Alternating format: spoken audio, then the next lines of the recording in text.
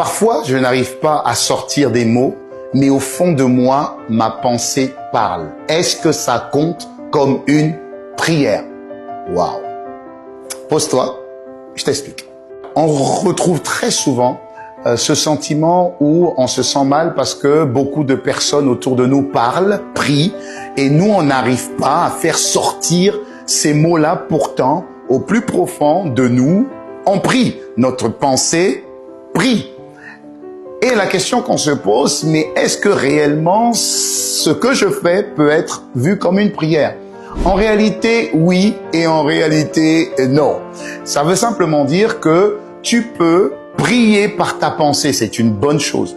Mais tu ne peux pas le faire souvent et de manière répétitive. Non, parce que la Bible dit, dans le livre de Romains 10, verset 9, la Bible dit, si tu confesses de ta bouche le Seigneur Jésus et si tu crois dans ton cœur que Jésus l'a ressuscité d'entre les morts, alors tu seras sauvé.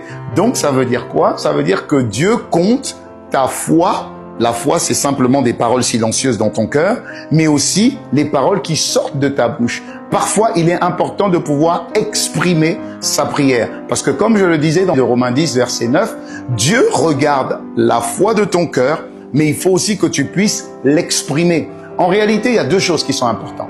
Il faut que ta pensée soit alignée à la proclamation de ta parole. Il est important de pouvoir, à un moment donné, exprimer audiblement les pensées de ton cœur.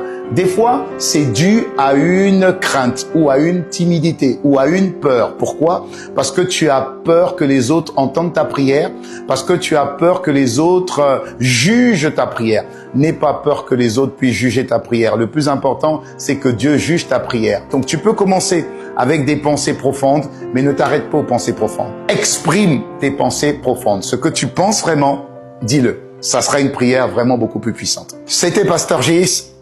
Ciao.